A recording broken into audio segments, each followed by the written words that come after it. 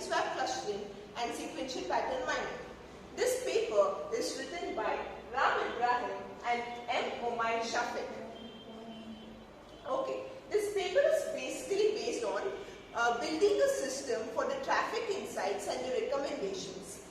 Data set is taken from Porto City, Portugal, and we have done many analysis such as clustering, sequential pattern mining, and it's kind of a recommending engine for the traffic insights, giving people and the taxi drivers insights about the weekends how much traffic, the weekdays how much traffic, whether they can take this route or not. And this paper, as we know, moving objects creates lots of spatial temporal data. A spatial temporal data is nothing but the timestamp data generated by tracking the location of a moving object. As we know now, we have the facility of GPS in each and every mobile. So each and every moving person is creating lots of spatial temporal data. We are using trajectory mining techniques that translates the collected geospatial coordinates and transforms them into text information such as points of interest. Points of interest are basically points in the Google map which you are interested into. Points of interest are those, and using trajectory mining we give you insights and the recommendation for the route of it. Okay. In this study, a major advantage is we are using both numerical and textual data to label the clusters. As I said, since we are using clustering algorithms, many previously done projects use only textual data, that is longitude and latitude coordinates of the particular point. But in this system, we have even included textual data such as city districts. This system is also basically a data-driven approach to enhance the traffic of Porto City by delivering a set of recommendations based on trajectory analysis. Another main thing in this system is it produces cluster with high quality and it decreases the centroid index and the sum of square error.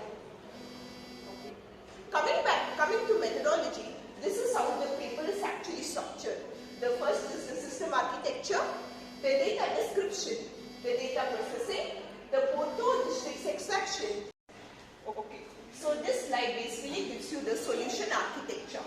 This is divided into 3 stages basically. One stage is the data processing, sampling and creating subset stage. The other stage is basically your clustering and sequential pattern mining stage.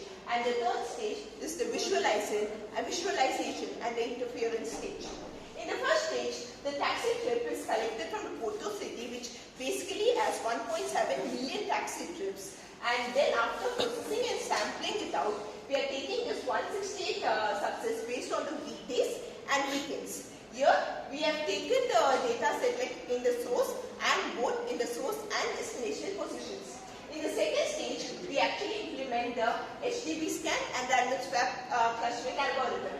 The HDB scan, as you can see, calculates the minimum points using log n, and the random swap clustering uses within sum of square error to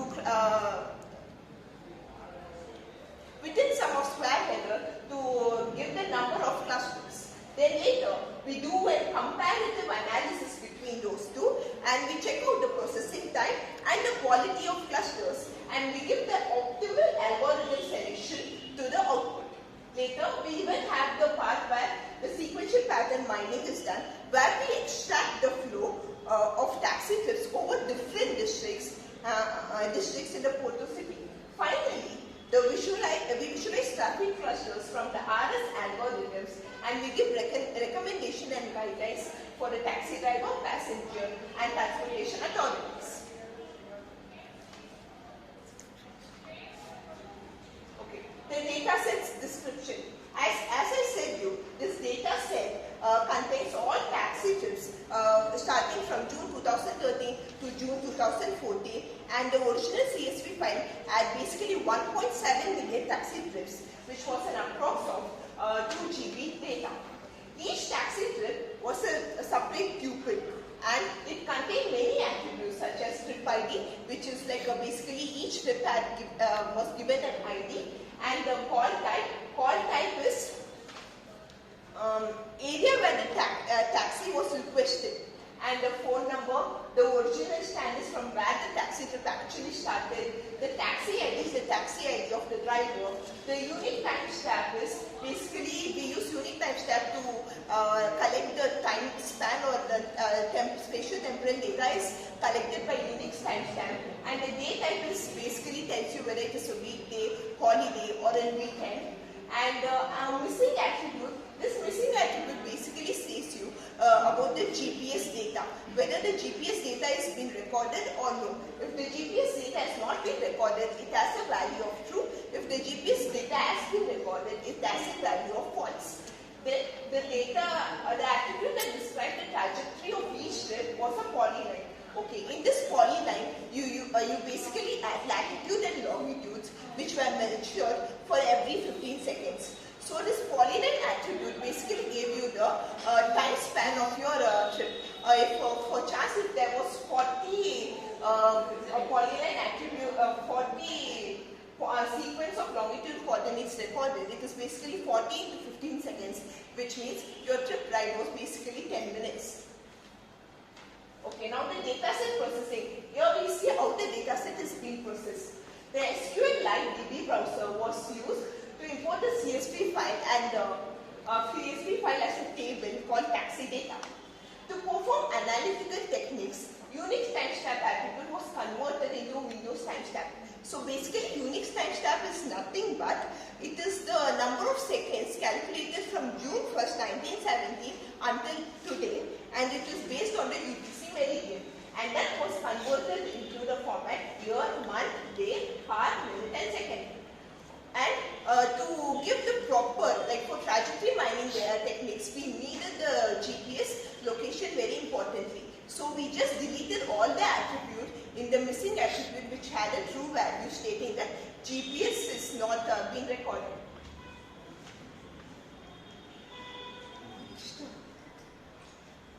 Okay. Portal district extraction. As I told you previously, in our data we don't just use longitudinal data, we even use textual data, that is district information. So to actually extract the district information using Google Maps, each district has been approximately made as a rectangular square. And in Google Maps, using the distance parameter, we give the distance of each square, and basically there are all parallel lines to each other. And in this postal district, you can see there are various, the photos into smaller rectangles of 18 various districts. So 18 various districts were made as 18 rectangles and represented. And if the taxi trip or the longitude lies between these, like for example, if we take one of the rectangle and the polyline attribute show that the latitude and longitude lies between these latitude and longitudes of the district, then it meant it was lying in that district. This is how the district was extracted. Okay. Now the main part, now the second stage, which is known as HTTP scan clustering. So basically, before speaking about HTTP scan clustering, I would like to say you something about clustering. Clustering is non-objective or unsupervised learning. It basically just clusters similar features or points which show similar characteristics are clustered together. That is what a clustering means. There are two types of clustering if you want to learn about it, like hierarchical and non-hierarchical clustering. In this we are using a non-hierarchical means. Actually not, it's hierarchical database, hierarchical density-based spatial clustering of applications with noise method called HTTP scan. In the HTTP scan clustering, as I said, it's based on the traditional density-based scan clustering algorithm. Density-based scan clustering algorithm actually clusters the cloud based on the density of it. If it clusters two kinds of density, that is high density and low density. And dbScan also allows you this feature where you can clusters in different dimensions and in different shapes, which is very useful. But at the same time, there are chances of making very small, low density clusters, which is actually of no use to us, and which is actually like an outliers. Though DB scan is very good at removing the outliers in the data, but at the same time, we still get few of very low density clusters, which is not necessary. For dust, this is an advanced method, that is HDB scan, which is hierarchical density based spatial clustering. Okay, in this first, for this HDB scan clustering, we give the 160 CSV files origin with both the origin and destination is fed to the clustering. Then the output is what we get this, and with an extra attribute is created, which is nothing but cluster number C for each pair of coordinates. Now I'll explain to you about the algorithm. So now here what is that is, each HDB scan cluster, it clusters based on the start trip origin.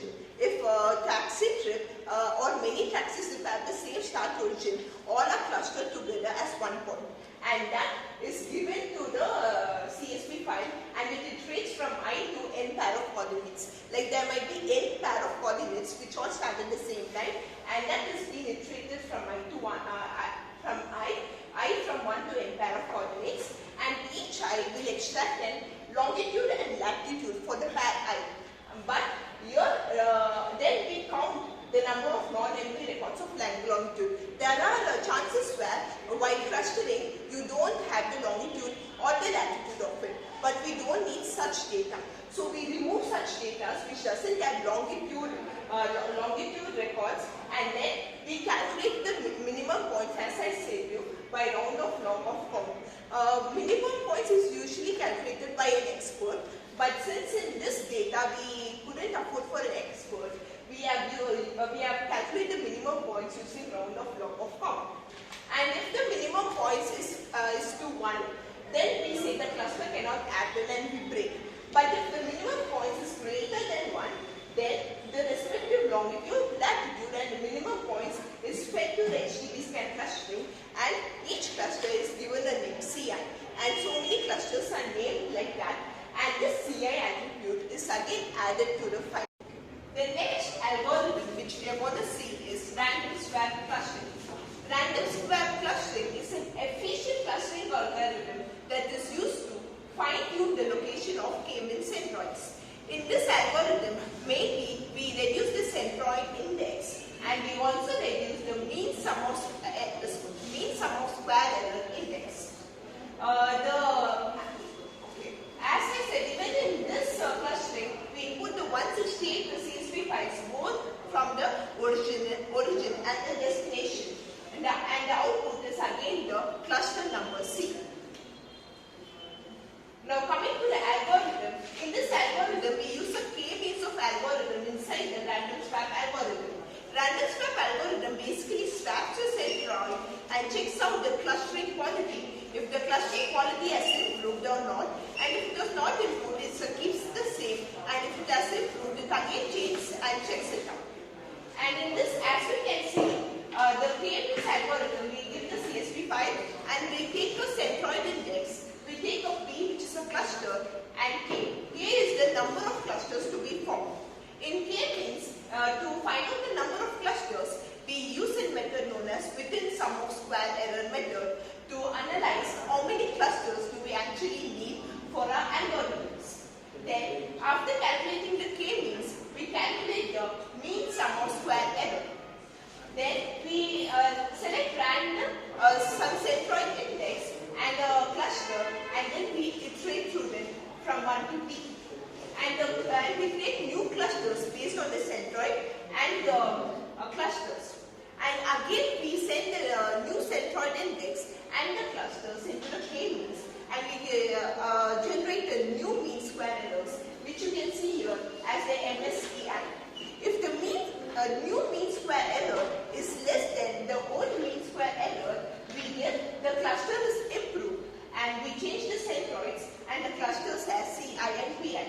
If not, then we return to step 2 and we take another set of data and analyze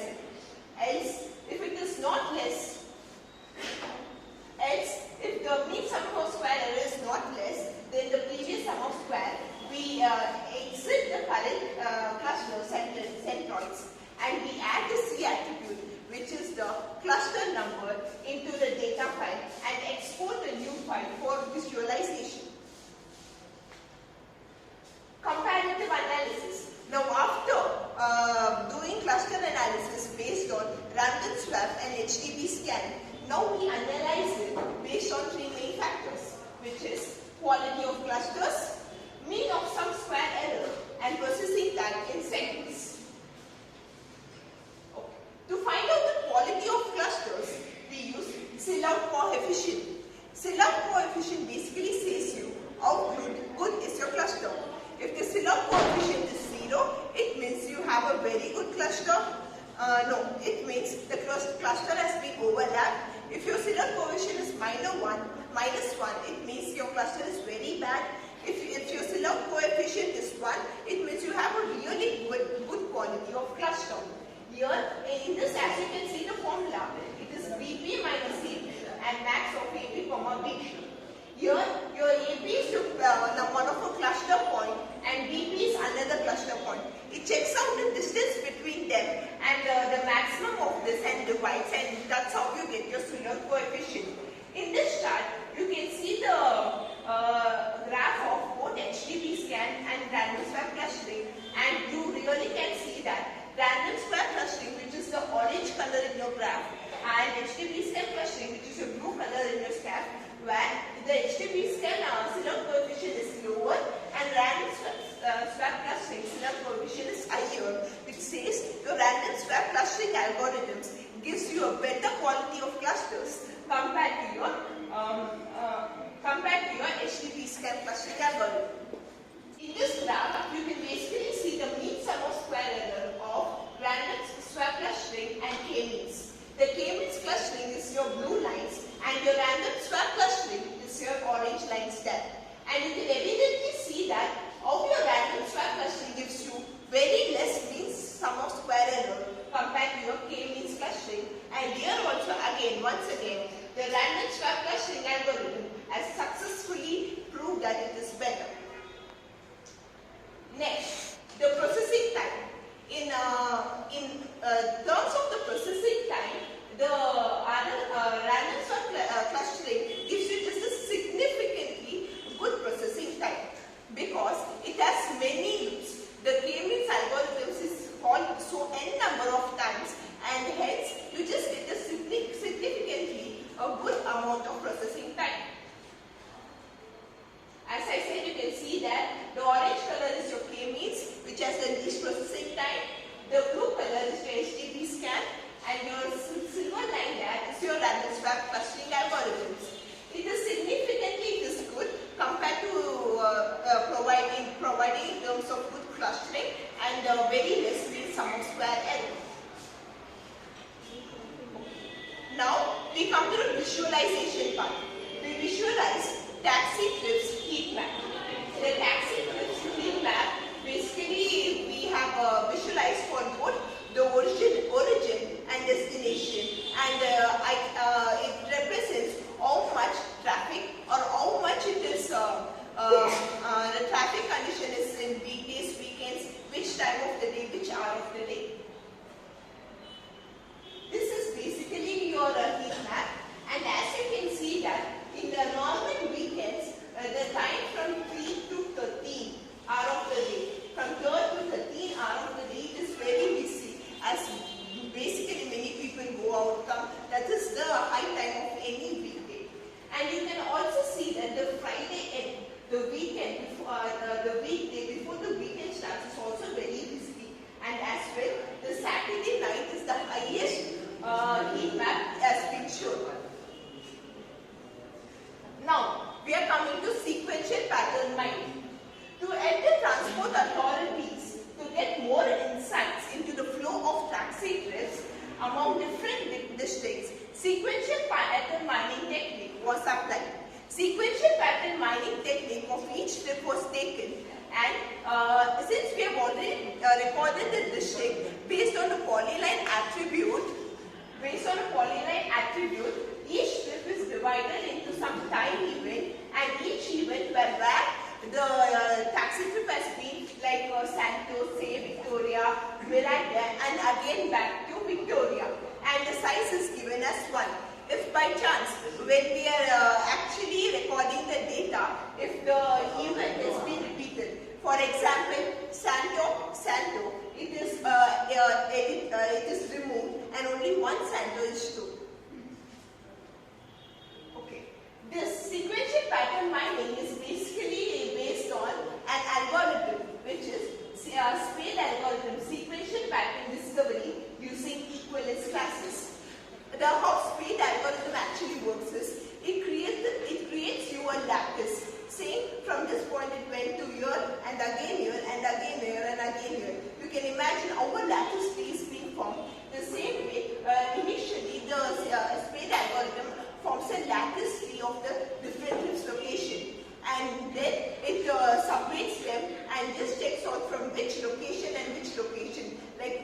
as travel across 2 districts, 3 districts, or just 1 district. And after applying sequential pattern mining, we infer that many taxi thefts were based on only 1 district and few taxi thefts were based on 2 districts. For example, the red arrows here shows you the thefts are from 1 district to another district, and the blue arrows here down part where you can see are the thefts from 2-3 districts which has covered. Now discussion. Now here we explain how our system basically, what are the results and beneficial of our systems. The first beneficial is the transportation recommendation and insights. As our system, as I said you previously, gives you transportation recommendation of which hour of the day, which part you want to go, where you want to travel. All this are given as a recommendation and insights to you. Then later it also is very useful in urban. The next beneficial is urban computing. Urban computing basically says you which are the most travel cities in which the economic conditions is better, where people keep on moving around more, which are the cities where the economic condition is backward. It provides insights given to the government where they can develop such cities where the economic conditions is backward and they can manage the higher economical status cities. And human and machine intelligent combination, which is basically like a heat map where it gives you the visualization and insight about it. Now, let us speak about the limitations and future work. The first limitation is, as we have seen, RS algorithms processing time is slower compared to K-means and HTB scan algorithm. It can be improved better using fast K-means of algorithms, which actually performs or outperforms the K-means algorithms in many ways. The another thing which can be improved is the processing time again can be improved by using some parallel processing platforms such as MapReduce. Instead of collecting 1 point at a time and utilizing it, we can use some parallel processing where it can take many points at a time, many centroids at a time, and utilize it. The third limitation of it is the significant challenge in our study was, as I said, to plot the districts and get the districts data. And as we have seen previously, we plot each district as in a square, which actually doesn't give the exact composition of the district. As we know, districts have various amounts of different types of shapes, and it is not basically a rectangular shape. This can be improved by using polygons to map the cities instead of just mere rectangles. Conclusion is, the system was built based on random swap clustering and sequential pattern mining. The 3 clustering algorithms for taxi theft for both origin and destination points were applied, that is HTB scan, K-means and random swap clustering. The proposed system can be used to provide weighted taxi guidelines for the traffic status in areas and taxi stop. Furthermore, it can even guide occupied taxis to avoid areas with high traffic, and it can help passengers identify taxis where they can find vacant taxis. Overall, this system shows the feasibility of applying trajectory data mining techniques on taxi trips data set to enhance the road networks and reduce traffic jams in Porto City. So,